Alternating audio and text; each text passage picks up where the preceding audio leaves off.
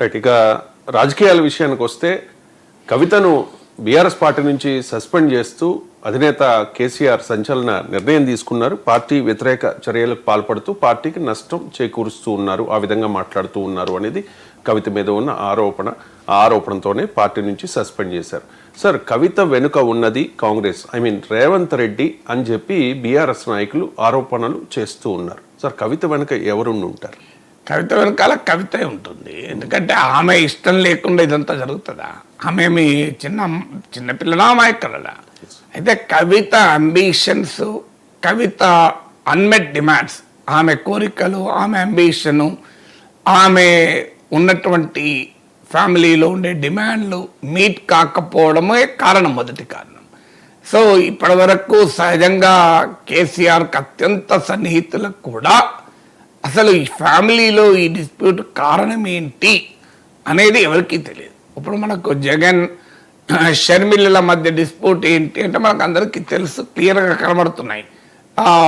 National company law tribunal వరకు కూడా court కేసులకు కూడా వెళ్ళాయి. ఆస్తుల పంచాయతీ కనబడుతోంది. పొలిటికల్గా తనకు ప్రాధాన్యత లేదు అనేది కనబడుతుంది. ఆమెకు కనీసం ఏ పదవి కూడా జగన్ ఇవ్వలేదు, ఆఖరికి రాజ్యసభ సభ్యత్వం కూడా ఇవ్వలేదు. సో అందులో షర్మిల జగన్ కోసం పాదయాత్రలు చేసినా కూడా సో కంప్లీట్గా పాలిటిక్స్ నుంచి షర్మిల పక్కకు పెట్టాడు జగన్. కానీ కవిత విషయంలో అలా కాదు. కవిత విషయంలో మనకు ఈ రకమైన ఆరోపణలు, అనుమానాలు ఎప్పుడూ కలగలేదు. కేసీఆర్ ప్రత్యేకత ఏంటంటే కేసీఆర్ తన వ్యూహాలు, తన ఎత్తుగడలు కుటుంబ సభ్యులతో కూడా పూర్తిగా పంచుకోడు అని అంటారు. సో ఈవెన్ జోగినపల్లి సంతోష్ ఇంత క్లోజ్ అన్నా ఆయన కూడా కేసీఆర్ ఉన్న కేసీఆర్ని ఎవరు కలవాలి, ఎవరు కలవకూడదు, ఆ ఎగ్జిట్ ఎంట్రీనే కంట్రోల్ చేస్తాడు తప్ప ఆ వ్యూహాలు కూడా కేసీఆర్ ఎవరితో పంచుకోడు అని కేసీఆర్కు ఉన్న సన్నిహితులు చెప్తుంటారు. అందువల్ల ఆ లెవెల్ ఆఫ్ సీక్రసీ కూడా మెయింటైన్ చేస్తాడు. ఇప్పుడు అందువల్లనే మీకు గమనించండి, బీఆర్ఎస్ నాయకులు ఎవరైనా అడిగినా అసలు ఏంటి సార్ పంచాయతీ అని అడిగారు అనుకో, మాకు కూడా అర్థమవుతలేదు సార్, మీకేమైనా తెలిస్తే చెప్పండి. ఏదో ఉండుంటుంది, ఏముంటుంది సార్, ప్రతి ఫ్యామిలీలో ఉండేది ఇక్కడ కూడా ఉండుంటుంది అంటారు. కానీ నోబడి నోస్ ద డీటెయిల్స్ ఎందుకు జరిగింది అని, అన్లెస్ ఎవరెవరు బయట పెడితే తప్ప. రెండవది, ఇప్పుడు డిసిసివ్గా యాక్ట్ చేశాడు కేసీఆర్. అంటే రెండు మెయింటైన్ చేశాడు. ఒకటి, కవితతో ఏంటి పేచి అనేది బయటికి రాకుండా, ఆ కుటుంబ 4 గోడలు దాటకుండా జాగ్రత్త పడ్డాడు. రెండవది, నిర్ణయాత్మకమైన చర్య తీసుకున్నాడు. అంటే ఏ సమయంలో చర్య తీసుకోవాలో ఆ సమయంలో ఒక్క 24 hours కవిత నేరుగా పార్టీ ఉంటే ఎంత పోతే ఎంత అనడము, హరీష్ రావు, సంతోష్ రావుల పేర్లు తీసి మాట్లాడిన మరుక్షణం వితిన్ 24 గంటల్లో చర్య తీసుకున్నాడు. ఆ రెండు విషయంలో కేసీఆర్ చూపినటువంటి స్పీడ్ సహజంగానే రాజకీయ వర్గాలకు ఆశ్చర్యం కలిగించడమే కాదు, బీఆర్ఎస్ శ్రేణుల్లో సంతృప్తిని కూడా పెంచింది, జోష్ కూడా పెంచింది. అందుకే మీరు గమనించండి, కవిత పైన బీఆర్ఎస్ శ్రేణులు రెచ్చిపోతున్నాయి. ఎక్కడా బీఆర్ఎస్ శ్రేణుల్లో నిస్సారం కానీ, నిరాశ కానీ, నిస్పృహ కానీ, అయ్యో కవిత పోతే ఏమవుతుంది పార్టీ, మా పార్టీ భవిష్యత్తు ఏంటి అనేది ఎక్కడా లేదు మీరు గమనిస్తే. అందువల్ల ఇంకా పని అయిపోయింది, పోతే పోని, ఉంటే ఎంత పోతే ఎంత అనే రీతిలోనే బీఆర్ఎస్ శ్రేణులు ఉన్నాయి. అందువల్ల ఆ కేసీఆర్ తీసుకున్న డిసిసివ్ అండ్ స్పీడీ నిర్ణయం, అంటే నిర్ణయాత్మకమైన నిర్ణయం, వేగవంతమైన నిర్ణయం వల్ల అనిశ్చిత కొనసాగకుండా, ఇండిసిసివ్నెస్ కొనసాగకుండా కేసీఆర్ యాక్ట్ చేయడం బీఆర్ఎస్లో డ్యామేజ్ కంట్రోల్ కారణమైంది. అందువల్ల ఇవాళ పరిస్థితి కవిత వెనకాల బీఆర్ఎస్లో ఓ ప్రముఖ నాయకులు 4 వచ్చే పరిస్థితి లేదు. ఏమైనా తెలంగాణ జాగృతి ఆమెతో మొదటి నుంచి ఉన్నవారు మినహా ఏ బీఆర్ఎస్ ప్రముఖులు కూడా యాజ్ ఆఫ్ టుడే, భవిష్యత్తులో ఏం జరుగుతుందని నేను చెప్పడం లేదు, జోస్యం కనబడలేదు. ఇక కవిత వెనకాల ఎవరున్నారు? ఇంతకుముందు చెప్పినట్లు కవితకే అంబిషన్ లేకపోతే ఆమె వెనకాల ఎవరు ఉండే అవకాశమే రాదు. అందువల్ల మీకు కవిత ఎప్పుడు కూడా మీకు ఒక కోడిగుడ్డు డైలెక్ట్రికల్గా సైన్స్గా ఆలోచిస్తే ఒక కోడిగుడ్డు ఉంటుంది, అందులో తెల్ల సొన పచ్చ సొన ఉంటుంది. ఆ రెండు ఉంటేనే కోడి పొదిగితే ప్రాసెస్ మొదలవుతుంది. లేదు అందులో పచ్చసొన ఉండదు, కోడి ఎంత పొదిగినా ఏమవుతుంది? అందువల్ల ఇంటర్నల్ సిచ్యువేషన్ లేకపోతే ఎక్స్టర్నల్ యాక్టర్స్ పనిచేసేది ఏమి ఉండదు. అందువల్ల మొదలు ఇంటర్నల్ సిచ్యువేషన్ ఏంటంటే కవిత యాజ్ డిస్ప్యూట్స్ ఇన్ ఫ్యామిలీ. ఆ డిస్ప్యూట్స్ ఏంటో మనకు తెలియదు, ఇంతకుముందు చెప్పినట్లు. రెండు, కవిత అన్మెట్ ఎక్స్పెక్టేషన్స్. ఆమె కోరింది, ఆమె ఆశించింది రాజకీయంగానే కావచ్చు, ఇంకేదైనా కావచ్చు, మీట్ కాలేదు కేసీఆర్ అనేది క్లియర్గా అర్థమవుతుంది. అందువల్ల ఆమె పేరు హరీష్ రావు పేరు చెప్పినా, లిలీపుట్ అంటూ పరోక్షంగా జగదీష్ రెడ్డి పైన ప్రస్తావించిన, చిన్నపిల్లవాడంటూ కార్తిక్ రెడ్డిని ఉద్దేశించిన, రియాలిటీ ఆమె ఫైట్ ఈజ్ విత్ కేసీఆర్. వ్యూహాత్మకంగా కేసీఆర్ దేవుడు, కేసీఆర్ పైన సిబిఐ కేసు అయితే ఈ పార్టీ ఉంటే ఎంత పోతే ఎంత అని మాట్లాడుతున్నారు. కానీ రియాలిటీ ఆమె గ్రీవెన్స్ కేసీఆర్ పైన, ఆమె ఫైట్ కేసీఆర్ పైన. సో అందువల్ల కేసీఆర్ పైన నేరుగా ఫైట్ చేస్తే తన రాజకీయ ఉనికికి ఇబ్బంది అవుతుంది కనుక ఆమె కేసీఆర్ డిఫెండర్గా రంగంలోకి ఎంటర్ అయ్యారు. అసలు అందువల్ల ఆమె వెనకాల ఎవరుంటారంటే ఎప్పుడు కూడా తమ ప్రత్యర్థి పార్టీలు ఇబ్బందులు ఏర్పడితే పక్కవాడు ఎందుకు ఉపయోగించుకోడు. ఇప్పుడు రేవంత్ రెడ్డి పైన కేటీఆర్ వ్యాఖ్యలు మనకు గుర్తులేదా? నీ వెనకాల ఖమ్మం నల్గొండ బాంబులు ఉన్నాయి జాగ్రత్త అని. ఎవరా ఖమ్మం నల్గొండ బాంబులు? అందరూ తెలుసు కదా. కోమటిరెడ్డి వెంకరెడ్డో, కోమటిరెడ్డి రాజగోపాల్ రెడ్డో, పొంగులేటి శ్రీనివాసరెడ్డినో ఉద్దేశించి కేటీఆర్ రెచ్చగొడుతున్నాడని. సో అందువల్ల బట్టి విక్రమార్కను, సో వీళ్ళను నీకు పోటీగా ఉన్నవారే అని ఇండైరెక్ట్ గా ఉత్తమ్ కుమార్ రెడ్డినో బట్టి విక్రమార్కనో ఉద్దేశించి మాట్లాడడం లేదా? అందువల్ల ఎప్పుడైనా ఒక పార్టీ ప్రత్యర్థి పార్టీలో ఇబ్బందులు ఉంటే వాటిని వాడుకోవడం అనేది సహజం. అందువల్ల కాంగ్రెస్ పార్టీ ఏమైనా ఈ పరిస్థితులు తనకు అనుకూలంగా ఉపయోగపడతాయా? బీఆర్ఎస్ వీక్ అయితే, అపోజిషన్ స్పేస్ మరింత స్ప్లిట్ అవుతే తనకు ఉపయోగమని కాంగ్రెస్ అనుకుంటే అనుకోవచ్చు. కానీ కాంగ్రెస్ పార్టీకి ఒక బీఆర్ఎస్ లేదు ప్రత్యర్థి.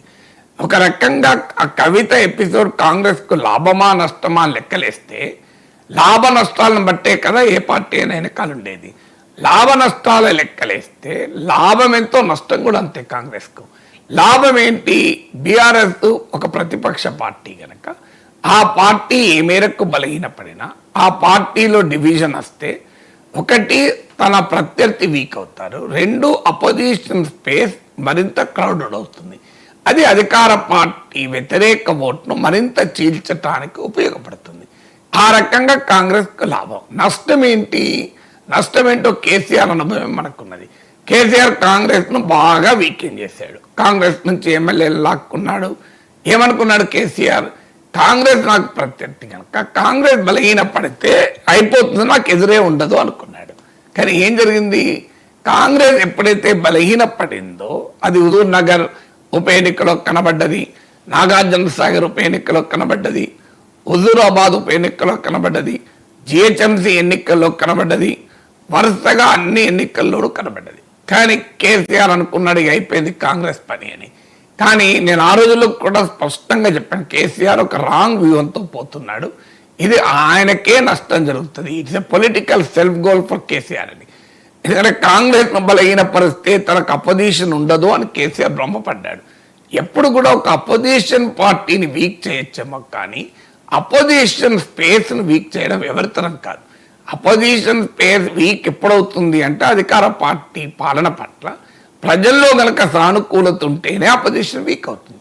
అంతదాకా అధికార పార్టీ పట్ల అసంతృప్తి పెరిగితే అది వద్దన్నా ఏదో ఒక రూపంలో అపోజిషన్గా ఎమర్జ్ అవుతుంది. అదే జరిగింది. కాంగ్రెస్ను ఎప్పుడైతే కేసీఆర్ వీక్ చేశాడో బీజేపీ రూపంలో మరింత బలమైన ప్రత్యర్థి దూసుకొచ్చాడు. దానికి ఉదాహరణే దుబ్బాక ఉప ఎన్నిక, హుజూరాబాద్ ఉప ఎన్నిక, జిహెచ్ఎంసీ ఎన్నికలు. ఆ తర్వాత బీజేపీ చేసిన చారిత్రక తప్పిదాలు, తెలంగాణలో బీజేపీ హిస్టారిక్ బ్లండర్స్ వల్ల కాంగ్రెస్కి అవకాశం వచ్చింది. అందువల్ల ఈ కేసీఆర్ ఎక్స్పీరియన్స్ కనుక మనం చూస్తే బీఆర్ఎస్ను వీక్ చేస్తే కాంగ్రెస్ బీజేపీ రూపంలో మరింత శక్తివంతమైన ఛాలెంజర్ కాంగ్రెస్కి వస్తుంది. కేసీఆర్ అనుభవం రేవంత్ రెడ్డికి తెలియదా? తెలియకపోతే ఇక రేవంత్ రెడ్డి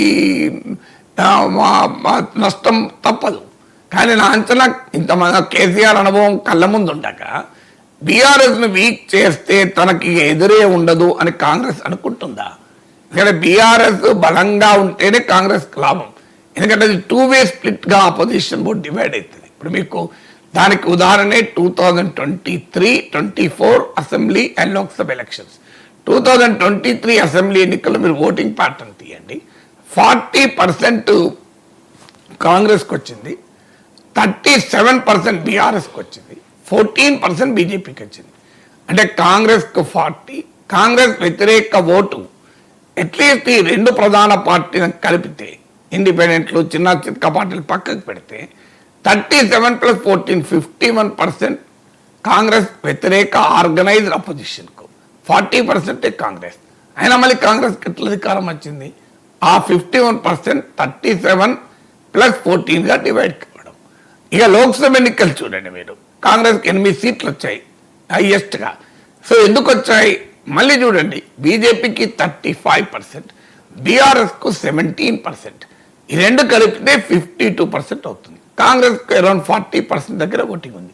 మరి కాంగ్రెస్కు 40% ఉన్నా, 52% ఉన్న కాంగ్రెస్ వ్యతిరేక ఆర్గనైజ్డ్ అపోజిషన్కు స్టిల్ కాంగ్రెస్ ఘాట్ సగం సీట్లు వచ్చాయి. దీనికి ఏంటి తెలియజేస్తుంది? కాంగ్రెస్ వ్యతిరేక అపోజిషన్ స్పేస్ బీఆర్ఎస్ బీజేపీగా డివైడ్ అయితే కాంగ్రెస్కు లాభం కదా. ఒకసారి బీఆర్ఎస్ను వీకెండ్ చేస్తే ఇక అపోజిషన్ స్పేస్లో బీజేపీ ఒక్కటే ఉంటుంది కదా. మరి కాంగ్రెస్ పార్టీ ఈ మేరకు ఆలోచించదా? రేవంత్ రెడ్డి వెనకాల ఉన్నాడు, కాంగ్రెస్ వెనకాల ఉందని బీఆర్ఎస్ నేతలు పదే ఆరోపిస్తున్నారు. వెనకాల ఉంటే ఈ ప్రమాదం కాంగ్రెస్కు పొంచి ఉంటుంది. నిజంగానే కాంగ్రెస్ పార్టీ ఆ పని చేస్తే, కవితను ప్రోత్సహించి బీఆర్ఎస్ను బలహీనపరిస్తే తనకు తిరిగే ఉండదని కాంగ్రెస్ అనుకుంటే, కేసీఆర్ చేసిన తప్పిదమే కాంగ్రెస్ చేస్తోంది. కేసీఆర్ టైంలో కాంగ్రెస్ ఒక దశలో బాగా బలహీనపడి బీజేపీ బలపడుతున్నప్పుడు క్లోజ్ లీడర్ల దగ్గర, సన్నిహితుల దగ్గర కేసీఆర్ అన్నాడట, ఏంటి ఈ విధవ కాంగ్రెస్ ఇది కొద్దిగా పుంజుకున్నా బాగుండు, పూర్తిగా చచ్చుబడింది అన్నాడట. అప్పుడు ఒక నాయకుడు ఉండి, సార్ మనమే కాదు సార్ దాన్ని చావకుండా కొట్టింది అన్నాడట. సో అలా మీకు కాంగ్రెస్ కేసీఆర్ అనుభవం కళ్ళ ముందు ఉండగా బీఆర్ఎస్ను బలహీనపరిచి బీజేపీకి అడ్వాంటేజ్గా మారి కాంగ్రెస్ తనగోయి తానే తవ్వుకుంటే ఉంటుందా? అదే జరిగితే ఆశ్చర్యమే మరి ఒకవేళ. అందువల్ల ఇక్కడ నిజంగానే బీఆర్ఎస్ లాభపడితే కాంగ్రెస్కు లాభం ఎంతో, నష్టం అంతకన్నా ఎక్కువ. ఇక లాభం ఎవరికి? పూర్తి లాభం బీజేపీకి, అనుమానం వెళ్ళేది. ఇక్కడ బీజేపీకి ఎక్కడా నష్టమే లేదు. కవిత రివోల్ట్ వల్ల లాభపడేది బీజేపీయే. ఎందుకు? తెలంగాణలో బీజేపీ అధికారానికి రావాలని ఆరాటపడుతోంది, ఆశిస్తోంది, ప్రాబబిలిటీ ఉందని. అందుకే మీకు గుర్తుండే ఉంటుంది, వైఎస్ షర్మిల పార్టీ పెట్టినప్పుడు కూడా తెలంగాణలో వైఎస్ఆర్ తెలంగాణ పార్టీ అని పెట్టినప్పుడు కూడా ఆమె వెనకాల ఎవరున్నారని చర్చ జరిగింది. ఇట్లనే కేసీఆర్ ఉన్నాడా, మోడీ ఉన్నాడా అని. అప్పుడు కూడా నేను ఏమని విశ్లేషించాను, కేసీఆర్కు అపోజిషన్ స్పేస్ డివైడ్ అయ్యి లాభం అవుతుందని అని ఆశించవచ్చు, కానీ అపోజిషన్ స్పేస్ డివైడ్ కాదు. పైగా షర్మిల గనక మైనారిటీ ఓటు తీసుకొని కేసీఆర్ వెనకాల ఉన్న ఓటు కనుక తీసుకుంటే కేసీఆర్ నష్టంగా కూడా పరిణమించవచ్చు. ఏమవుతుందో మనం చెప్పలేమన్నాం. కానీ కేసీఆర్ పట్ల ప్రజల వ్యతిరేకత పెరిగిన నేపథ్యంలో కాంగ్రెస్ పార్టీ దూసుకొస్తున్న సమయంలో వైఎస్ఆర్ తెలంగాణ పార్టీ ఎమర్జ్ అయింది.